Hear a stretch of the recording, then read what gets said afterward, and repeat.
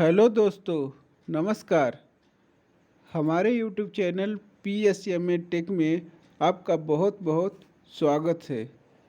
दोस्तों, आज मैं अपने इस वीडियो में बताने जा रहे हैं कि आधार सेंटर खोलने के लिए कौन सा एग्ज़ाम देना पड़ता है और किस तरह के क्वेश्चन आते हैं।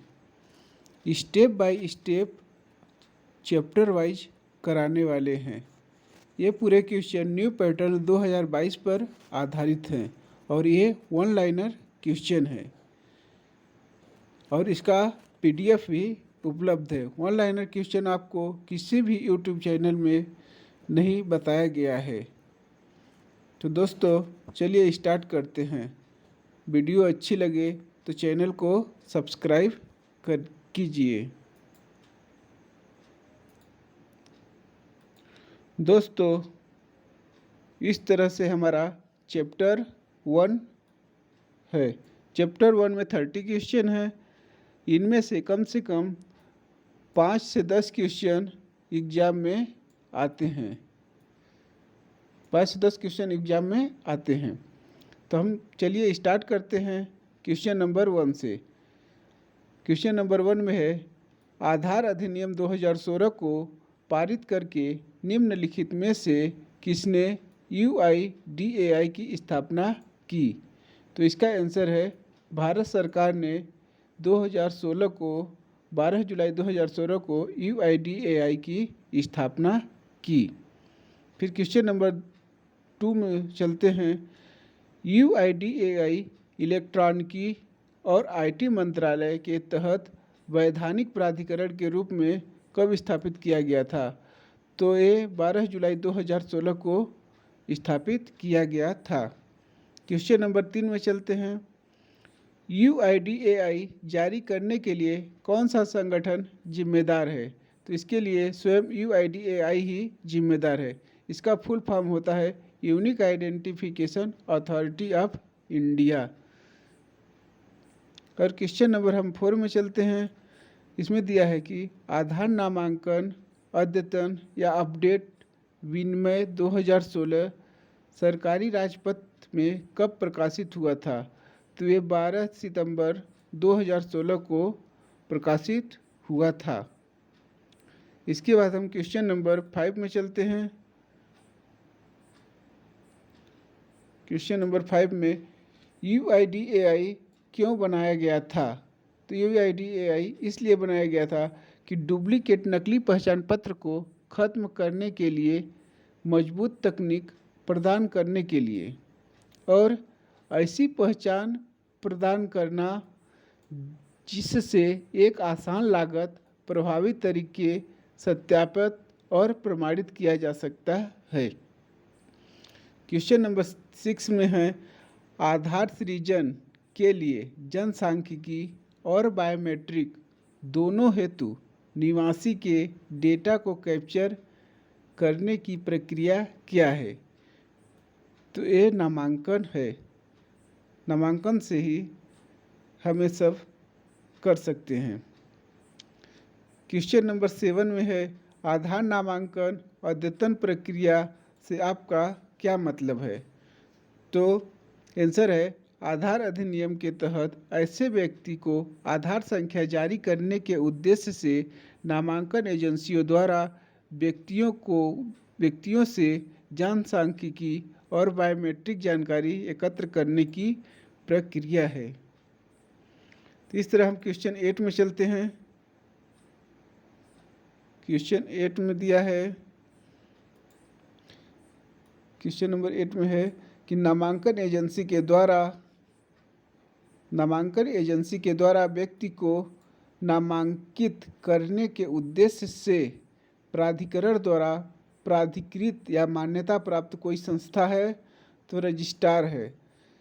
मान्यता प्राप्त संस्था रजिस्ट्रार है। फिर क्वेश्चन नंबर 9 में चलते हैं। कोई व्यक्तियों को नामांकित करने के उद्देश्य से रजिस्ट्रार द्वारा नियुक्त कोई संस्था, वो है नामांकन एजेंसी। 10 नंबर क्वेश्चन में चलते हैं। सत्यापनकर्ता प्रमाणनकर्ता नामांकन केंद्रों पर दस्तावेजों के सत्यापन के लिए द्वारा नियुक्त कर्मी है तो वो है रजिस्ट्रार। रजिस्ट्रार ही दस्तावेजों के सत्यापन के लिए नियुक्त कर्मी है। इसमें इन दोनों क्वेश्चन में कन्फ्यूजन हो जाएगा।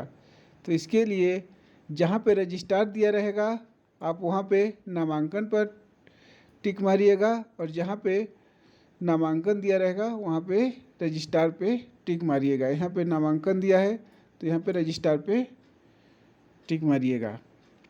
क्वेश्चन नंबर 11 है, वह स्थान है जहाँ प्रमाणित ऑपरेटर पर्यवेक्षक द्वारा अद्यतन का कार्य किया जाता है तो है नामांकन केंद्र। नामांकन केंद्रों पर ही ये सब कार्य किया जाता है। क्वेश्चन नंबर 12 में चलते हैं।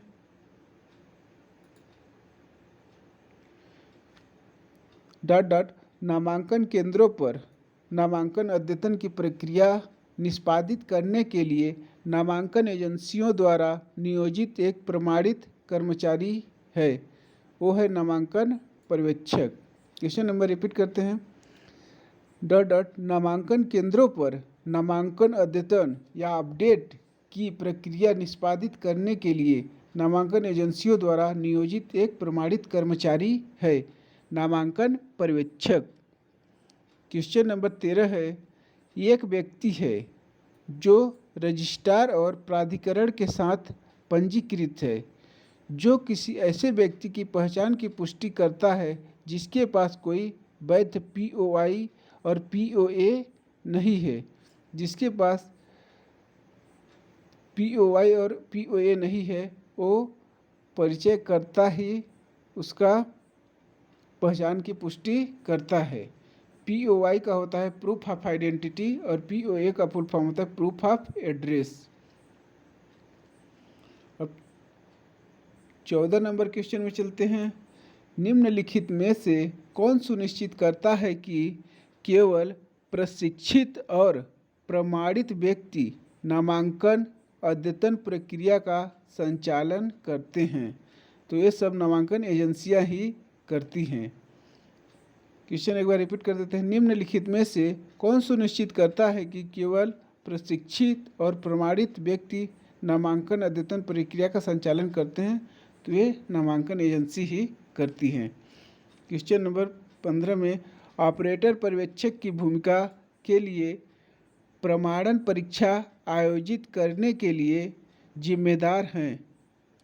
परीक्षण और प्रमाणन एजेंसियां इसके लिए जिम्मेदार हैं। क्वेश्चन नंबर 16 में चलते हैं।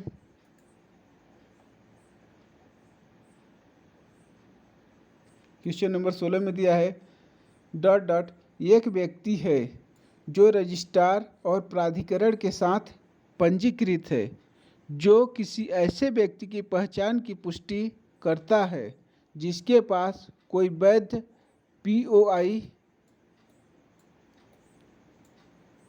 और पीओए नहीं है। जिसके पास दोनों नहीं है, पीओआई और पीओए नहीं है, तो वो है परिचयकर्ता। क्वेश्चन रिपीट है। क्वेश्चन नंबर 17 में चलते हैं। आधार नामांकन अपडेट कौन कर सकता है? इसका आंसर है एक व्यक्ति। कौन कर सकता है? एक व्यक्ति जो आधार नामांकन के लिए आवेदन की तिथि से 12 महीने में 182 दिन या उससे अधिक अवधि में भारत में रहा हो। क्वेश्चन नंबर 18 है। नामांकन पहचान संख्या EID नामांकन के समय निवासियों को आवंटित एक अंक होता है। वो कौन कितने डिजिट का होता है, कितने अंक का होता है? 28 अंक का होता है। आधार कार्ड बनने के बाद जो आपको स्लिप मिलती है वो 28 अंकों का नामांकन नंबर दिया रहता है। तो EID का फुल फॉर्म होता है इलेक्ट्रॉनिक आइडेंटिफिकेशन। क्वेश्चन नंबर 19 है। निवासी एक व्यक्ति है जो आधार नामांकन अपडेट के लिए आवेदन की तारीख से पहले 12 महीना में दिन या उससे अधिक की अवधि से भारत में रहा हो। तो 182 दिन से जो अवधि से भारत में रहा हो वो आधार नामांकन या अपडेट करा सकता है। क्वेश्चन नंबर, अब हम आगे चलते हैं 20 में। निवासी अपनी आधार संबंधी शिकायतों समस्याओं के लिए निम्नलिखित में से किन नंबरों पर संपर्क कर सकते हैं? तो 1947 पे फ़ोन करके आधार संबंधित कोई भी समस्या है इस पे कॉल करके अपनी समस्या का समाधान पा सकते हैं।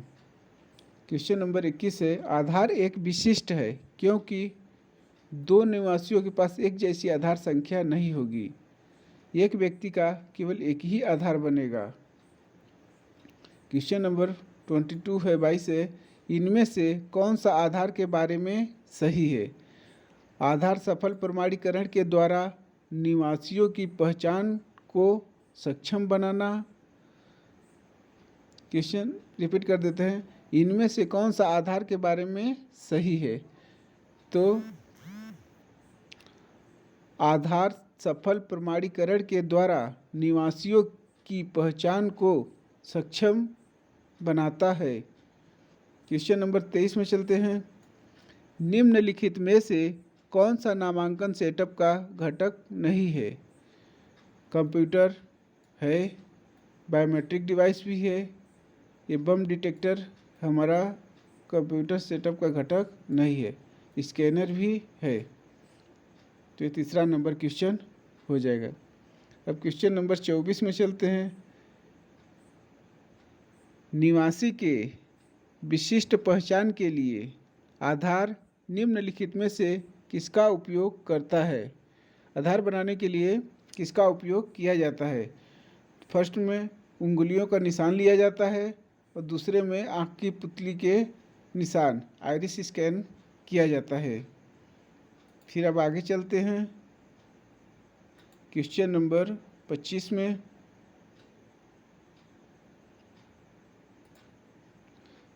दिए गए में से कौन सा आधार के बारे में सही है? तो यह है, आधार संख्या स्वजन हेतु जनसांख्यिकी और बायोमेट्रिक जानकारी एकत्र और रिकॉर्ड करेगा। क्वेश्चन रिपीट कर देते हैं, दिए गए में से कौन सा आधार के बारे में सही है? आधार संख्या स्वजन हेतु जनसांख्यिकी और बायोमेट्रिक जानकारी एकत्र और रिकॉर्ड करेगा। क्वेश्चन नंबर 26 है, संख्या निवासी को आधार सूचित करने का एक दस्तावेज है। क्या है? CIDR है, classless inter domain routing. Question number 27 है, क्वेश्चन नंबर 27 में अब चलते हैं, आधार का उपयोग नागरिकता साबित करने के लिए किया जाएगा? बिल्कुल नहीं, आधार का उपयोग नागरिकता साबित करने के लिए नहीं किया जाता है।